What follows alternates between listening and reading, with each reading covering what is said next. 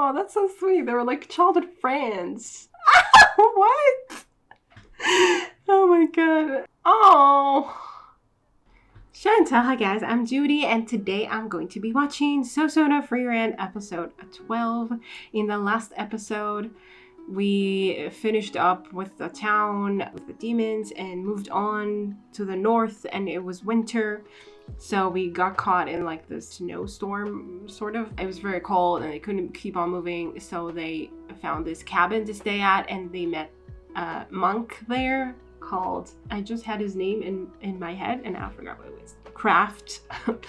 And he was really kind and sweet, and I mean, we spent 6 months with him, but it was all in one episode and we didn't really focus too long on the relationship they created there. Like, it was just a little bit, and he left us with this, like, I don't know, he just left. And that's it. I mean, I'm sure we'll meet him again. I don't know. I don't think that was all it was. I mean, he talked about how he believed, you know, in there being a heaven or like a goddess that would reward him for the things he did that no one else knows about anymore or something, which really resonated with Frieren, you know, and brought her back to her past. But beyond that, 6 fucking months. Okay, let's get into this episode. Oh, and he was also an elf, which was also an interesting thing. But he didn't know Frieren. And he's older than Frieren. A lot older, it seems like. If you want to get ahead on Sousou no Frieren reactions, I have everything posted on Patreon, or you can get edited reactions by becoming a member on my YouTube. Most importantly, though, I hope you enjoy these reactions. If you do, please leave a like, comment, and subscribe to let me know. Don't forget to support the original content, and let's get into it. I just realized the music is the same guy who did the music for Violet Evergarden. Like, I suddenly saw the same random. A real hero. What's it gonna focus on? Oh, 29 years. It's been so long. He's such a child. I can't. Oh my god. What is happening? What is happening?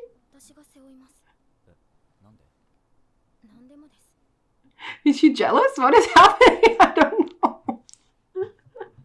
Like, she made a face. For what? For defeating the Demon King? Seriously? What a cheapskate.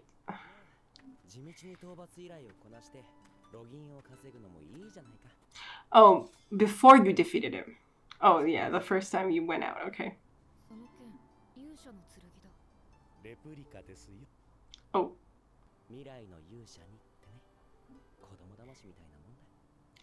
So what's the hero's sword? Oh.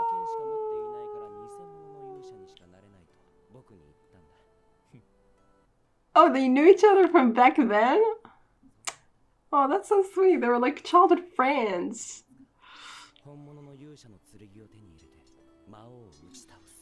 Where is, like, the hero sword is what? Who? Where?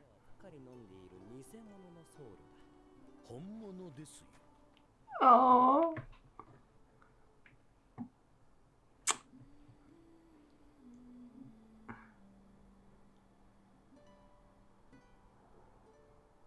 They're so sweet.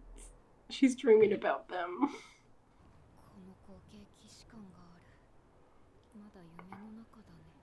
Where are we?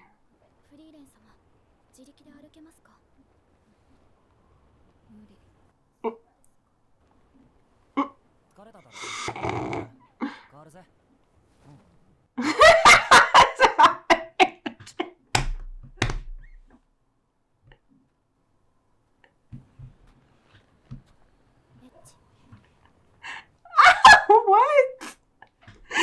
Oh my god. Oh my god, okay. I think this is the first clear sign that she's interested in him. Is this now? Oh.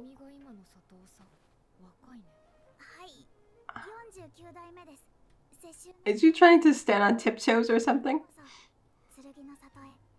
Village of the Sword? Is this where the sword was forged? Oh, okay. Protect it. Is it stuck inside a stone? Okay. Okay, we're going for that.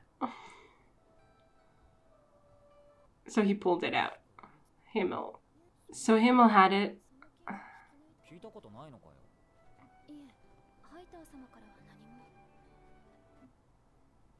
And then what happened to the sword though? Did we hear what happened? I don't think we did. Like after Himmel died.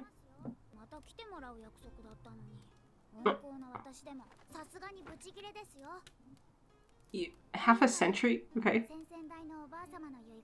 Okay. What's the duty?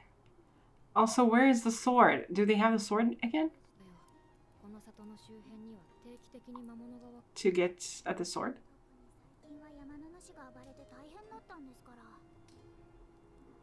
The Lord of the Mountains is a demon? A monster?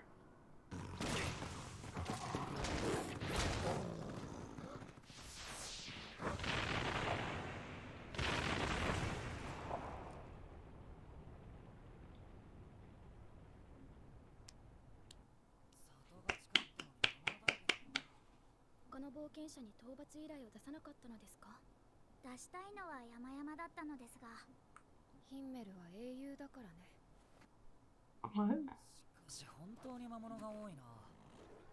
Oh, they're the same kind. Is that the cave where it's supposed to be? Did they return the sword here? Ooh, go Stark. That was cool. You finished them off without a moment's hesitation. And he didn't even like really, engage with them in combat.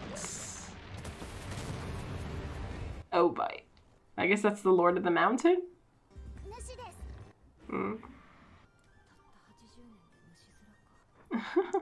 So you did battle the previous Lord?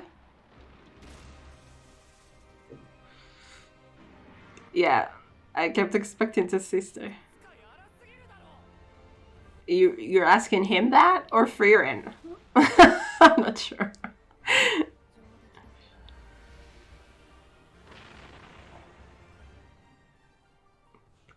Nice work. I love how easy it is for the most part to deal with like we just deal with monsters like it's nothing. What? So maybe Himmel didn't ever actually pull the sword? And they just told people that he did, so they would think that his sword was the real thing when it wasn't.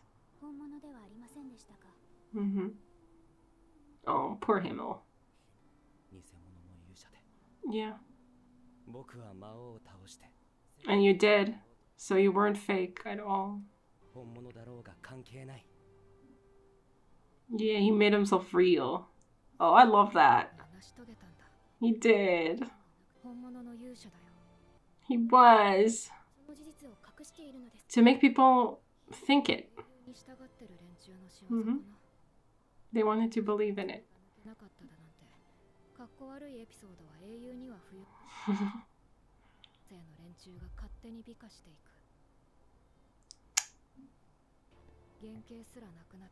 Oh, that's sad to think about it that way.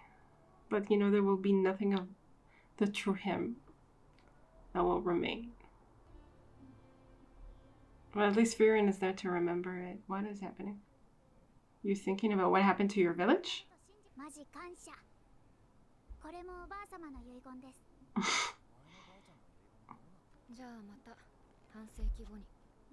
50 years? Oh, that's less than... I mean, yeah, she was supposed to come... I don't know. Anyway, I guess it won't be 50 years. How do you know that?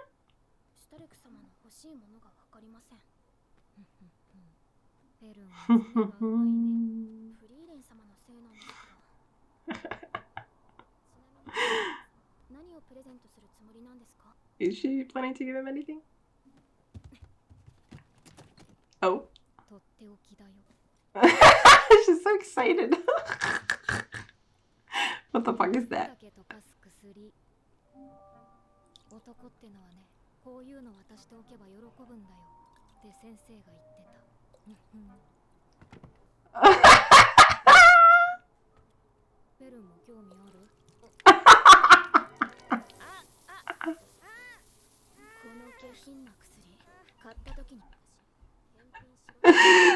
Fern doesn't like this idea at all.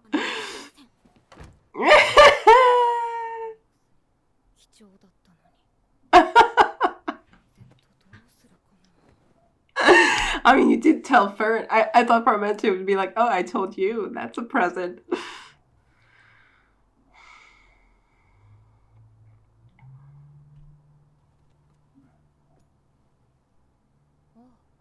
She finds things that she hasn't found in a long time because they were buried under everything else. I have this. What is this? Did she pull out the... with her magic? Did she, like, unlock the door? She can do... And, like, I mean, then what's the point of a lock? Against the mage. There's no point. Huh. Oh, he's so productive. Yeah, he does a lot of good things. Yeah, a lot of people like him. I mean, we knew that, but when we...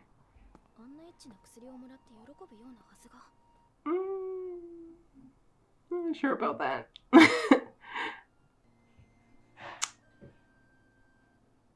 Oh, I like that. It's so sweet, though.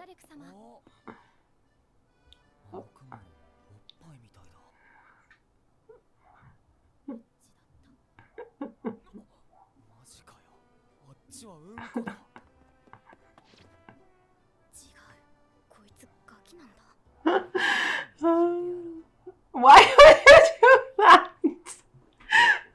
What an idiot. I mean, but it's like he doesn't even realize it's weird.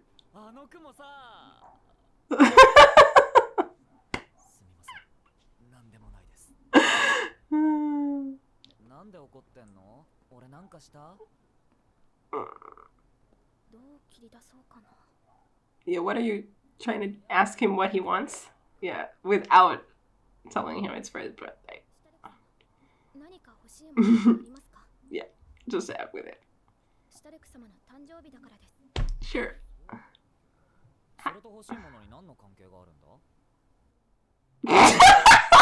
He's a fucking idiot.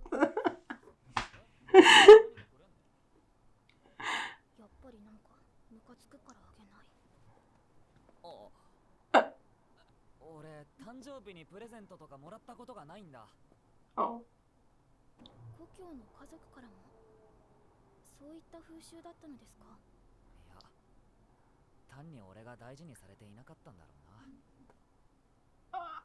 What? And you weren't...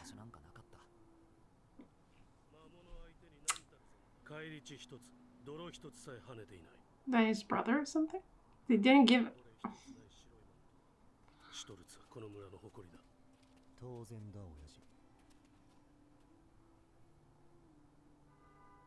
Assholes! Oh god. But he's training! So, give him credit for it! And stop being assholes. Whatever.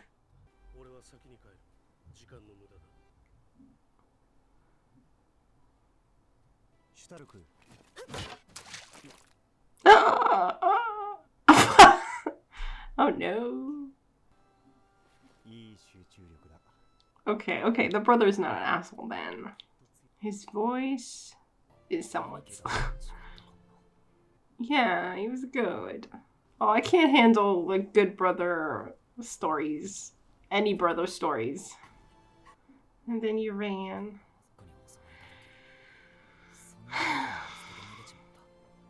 Oh. But you don't run away anymore. How do you know? Well, fine, maybe he wouldn't have.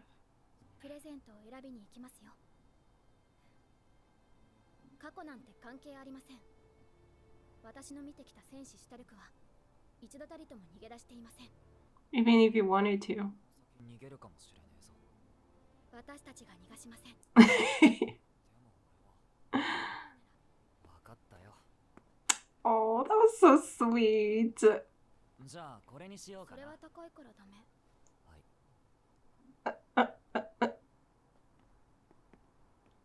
Oh, that's so sweet. 何ですかこのバカみたいなでかいハンバーガー。何言ってんだよ。誕生日と言ったらこれだろ。師匠もプレゼントはくれなかったけど。Oh, but he made them? だけは作ってくれた。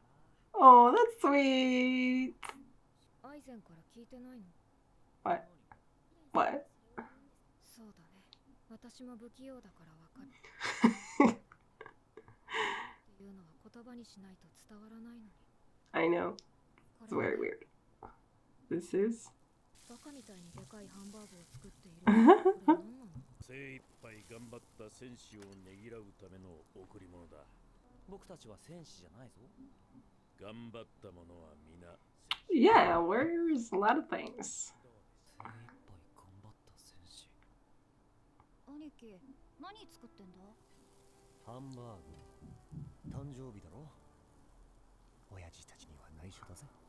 He did make him a birthday thing. Or not a birthday. I guess it wasn't for his birthday. That's why he didn't realize.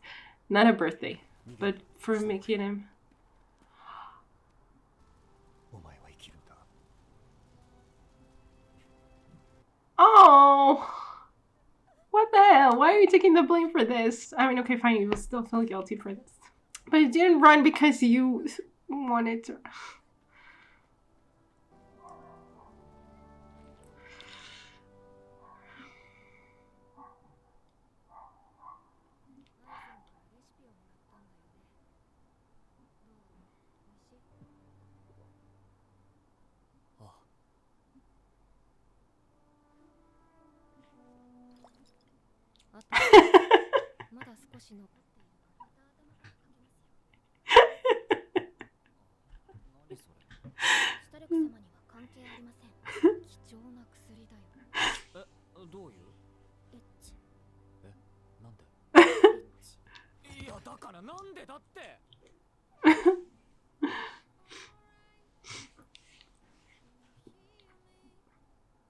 I didn't expect that. Oh man, that really affected me. Oh my god. I didn't expect that. Oh, I said that I couldn't handle brothers' stories. Ugh, I can't with that. It's my weakness, among others. Anyway, whew, that was... I mean, and the thing is that he said this before, that he ran away, or at least Aizen said it? I don't remember. When we first met Stark, I think in the flashback or something, when Frieren talked to Aizen about Stark, and then Aizen said, oh, he ran away. I'm not sure if he said it or Aizen said it, but it means that Stark told him that that's what he did, right? And he ran away. And I mean, he did run away, but it wasn't like he was supposed to, I mean, like he ran away because he just couldn't handle it. He ran away because his brother told him to. Like he didn't have that idea in his head before. Maybe. Who knows? Maybe he would have run away anyway. But like his brother told him to. It definitely gives a different spin on the story. The thing is, I'm not sure, is maybe, I think maybe Stark just didn't remember that his brother told him. Like he just spun it in his head because he kept being told, you're weak, you're useless by everyone, I guess. By his family, his father, I don't know who. You always run away, you never succeed at anything. So maybe in his head, he didn't remember that his brother told him to run away. And in his head, he believed that he ran away just because he couldn't handle anything. And it followed him all his life up until now, because that's why he kept telling everyone, I guess, that Aizen or something. And, you know, that's the story that has been told about him, is that he ran away. And here it seems like he suddenly remembered his brother, you know, making him hamburgers, and suddenly remembered his brother telling him to run away. Maybe even to him, it was like something that he locked away in his brain because he kind of didn't fit with the story that he told himself about himself. Because he knew he was useless. He knew he was weak. He knew he was good for nothing. And in his head, everything he did ever was just not good enough or something. And he kept dealing with this idea. Like, he kept not believing in himself because no one ever had, kind of, except for his brother. But, like, I mean, the more, I guess, primary feeling that he got from his family was that he was not good enough ever. And so that's what kind of remained. And it made him also really believe about himself that he wasn't good enough. And that's just how he sees himself. And then suddenly here, this reminded him, I guess, kind of triggered this other memory. And suddenly, you know, we see things differently. Suddenly we're like, oh shit, his brother did love him. His brother did, like, the whole talk about birthdays made him think about how his brother was different. Like, yes, his family didn't celebrate his birthdays, but his brother was different. His brother was kind to him. And then the steak, oh god, made him, I guess he didn't connect to birthdays because it wasn't a birthday present. Aizen made it a birthday present, but before that, it was just a present for someone who works really hard, or warrior in particular who works really hard. And then it made him realize, oh, my brother did make me this hamburger. Like, maybe not for my birthday, but he did see the hard work I put in. He did acknowledge that without saying anything. Like, the same way that Aizen made it for him, and he didn't realize what it was for. He thought it was for his birthday. But, I mean, and it is. But it also, like, it also means something else. And because Aizen never told him that, he never made the connection with his brother, too. And realized just how much, like, his brother really appreciated him. Oh, God, I can't. It's so sad.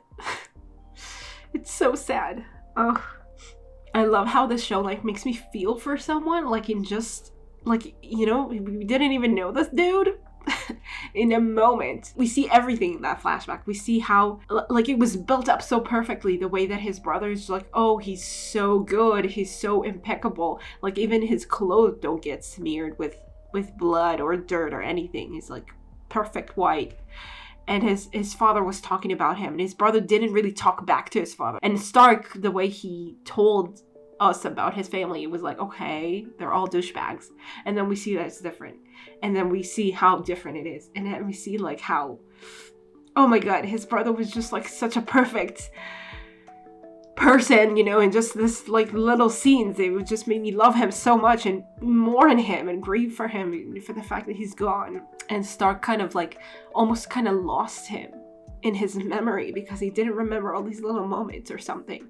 Or maybe he remembered them, but they didn't, like, connect together to this full picture or something. Because even to himself, like, he said, oh, my brother was different, but even that brother, I left him and ran. And yes, he did leave him and ran. And I think even if he did remember this detail, he still feels guilty about it, you know? He still ran when he should have stayed. Like, even if his brother told him to run, he could have stayed with him.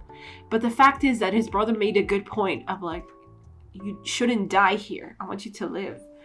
And everything that he does now is his brother, is him, you know, living, and his brother saving him. And you know, in a way, he's, like, fulfilling his brother's wishes and also proving that his brother was right, and that the fact that he lived and didn't die back there where everyone else died meant that he had the chance to become an actual warrior and actually be strong, actually be successful, you know?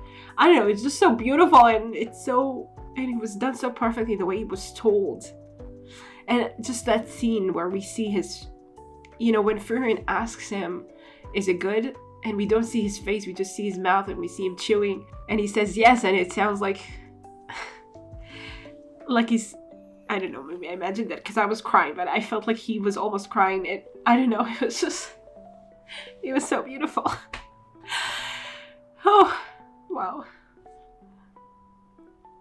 I don't know, it just really floored me, this episode. I don't think I was this touched. I can't, with brother stories, I can't. His brother also, I wanted to check who his brother's VA was.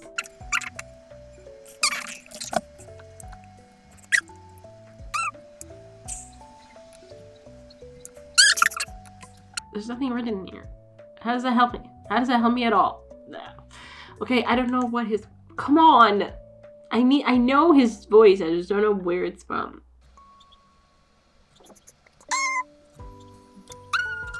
What's the name of Stark's brother?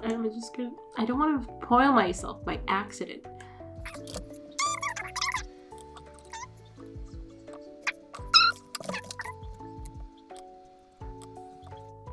Lloyd Forger. Yes. Yes. Okay, that was easy. Like, I mean, cool. Yes. Okay, that works for me. Awesome. Anyway, I mean, maybe there are more people that I know with that voice, but definitely Lloyd. Okay. Anyway, so that was taken care of. Another thing I wanted to connect it to how the fact that Stark kind of forgot, and also like the whole thing that I talked about, how Stark kind of made himself someone that he wasn't in a way, or like made himself believe he was someone worse than he was, and that like kind of made it true in a way, right? Because Stark believed that he was useless because his family made him believe he was useless, and then he kind of became useless because he kind of held himself back because that's all he believed he could do. And now he has friends who believe in him, and then he kind of brings out his actual abilities. So in a way, it kind of connects with how Himmel did the opposite. Kind of, he was fake, but he believed that he would be real, even if he didn't have the real sword, even like by the sword's ruling, I guess he wasn't a real hero or whatever. And he made that true.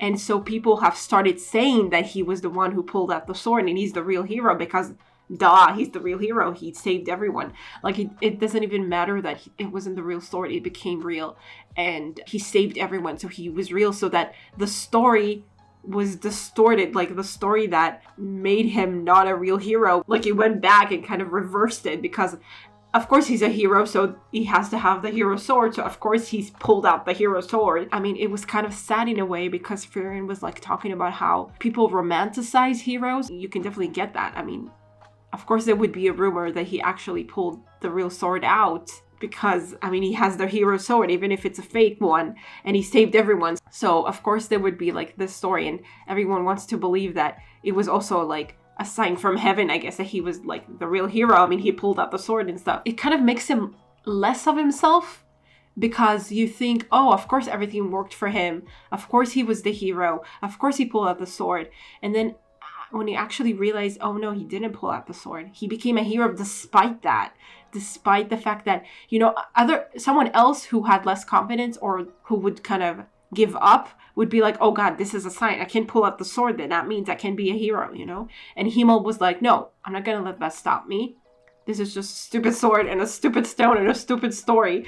Like, I'm just going to make this work. Like, I'm going to be a real hero in what I do. Like, I'm going to make this count. And it's so beautiful. And it makes it all the more impactful. Like, knowing the story, knowing the real Himmel, knowing everything he did, and the romanticizing of it, the idea that people cling to, that, oh yeah, of course he pulled out the sword. It makes it less of how amazing it is, kind of like what Himmel did. Like the fact that he was a hero despite not having the real hero sword. Like the fact that he made himself a hero, like despite the obstacles, he made it real, like by his own hand, pretty much. Like the fact that memories kind of like, I guess, distort things or keep things away from you or something, or change for the better or for worse. Like for Stark it was for worse, and for him it was for better, supposedly, that it made him like more of a hero than he was, supposedly. But it kind of takes away from who you really are, kind of, and there's something really sad about it. But at least, you know, Frieren will always be there to remember Himmel as exactly who he was, and to tell, you know, those who are with her to know him as who he was. And it was such an important story for Stark to realize too. You know, we had that flashback of Stark when he looked at the sword, and then there was a flashback of his brother, and I was asking like, okay, what was that? Why did that trigger anything? Because it was important for Stark to realize that the things that don't work out for you, they don't mean like everything for who you are. Like the fact that he ran away doesn't mean that he always runs away, doesn't mean that he was a failure, you know? It's so beautiful. This episode is so beautiful. I love it. And it's just like the way that he was built, the way that it was connected, the way that it was just, it really hit so hard. Oh, this was good. I loved it to bits and pieces. And everything with Fern, like here, I think it was the first, like I guess I was wondering if there was going to be like a romance between Fern and Stark. Kind of, I guess, to kind of reflect the romance between Himmel and Frieren that never happened, but like that was there in some ways, but it's also not made very clear. So I was like, okay. And then here, I think it's the first time where Fern is actually, I think, reacted in a way that would make it pretty clear that there is something going on. Like, because before that, I mean, we saw her with Stark, and she definitely believes in him, and she knows him now. Like, she knows his quirks and stuff. And the fact that she didn't let him, like, carry Frieren really showed that she was, like, even if she doesn't realize it herself, it seems. I don't know. Maybe she does realize it. I don't know. But in any case, like, she is definitely jealous.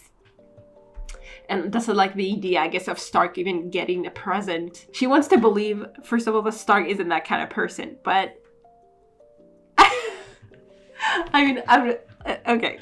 Like, there is something very handy, I guess, in dissolving clothes of the person you want to be with, I guess.